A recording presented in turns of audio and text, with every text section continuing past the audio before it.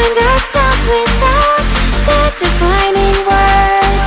We can no longer hold on to what only makes us hurt.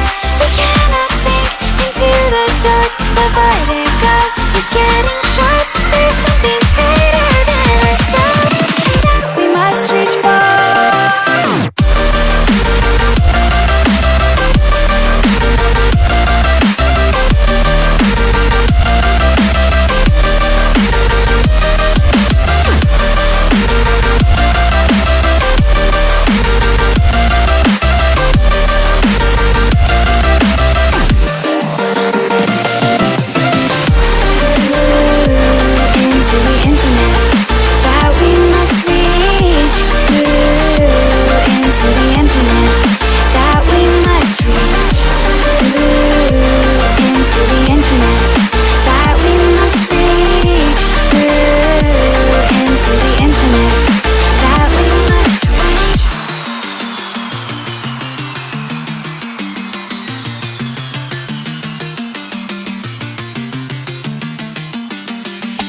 Now which way do we go is a question to ask.